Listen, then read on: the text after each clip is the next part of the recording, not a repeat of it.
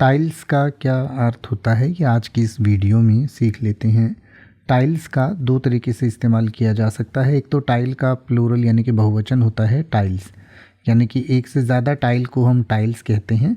और टाइल जो है वो खपरा या टाइल को कहा जाता है, या इसे खपरैल भी कह सकते हैं, या चकोर गोटी भी होती है तो उसको टाइल कहते हैं।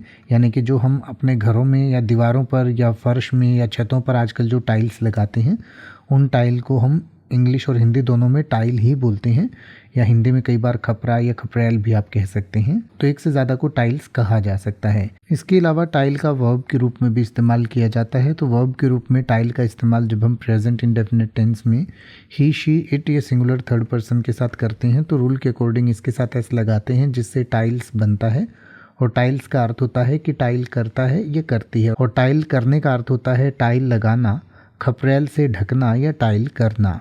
यानी कि किस चीज़ पर टाइल लगाने का जो काम होता है या टाइल लगाना को भी हम टाइल कहते हैं। तो टाइल्स का मतलब हुआ कि टाइल लगाता है या लगाती है, खपरैल से ढकता है या ढकती है, या टाइल करता है या करती है, या कर देता है या कर देती है। जैसे कि अगर आप ये कहना चाहें कि हम छतों को ढकने के लिए टाइल्स का उपयोग करते हैं तो आप कहेंगे we use tiles to cover roofs.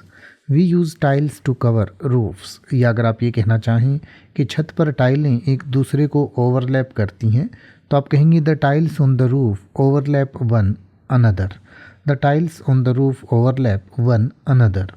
या अगर आप ये कहना चाहें कि टाइलें दीवार से मजबूती से चिपकी हुई थीं तो आप कहेंगे the tiles were stuck firmly to the wall. अब आप ऐसे ही किसी भी वर्ड का मतलब हिंदी और इंग्लिश में YouTube पर सर्च कर सकते हैं। आपको मेरी वीडियो मिल जाएगी जिसमें आप बिना किसी फालतू बकवास के सीधा उस वर्ड का मतलब समझ पाएंगे। तो ऐसी ही वीडियोस को देखते रहने के लिए चैनल को सब्सक्राइब करें और बेल आइकन को प्रेस करें।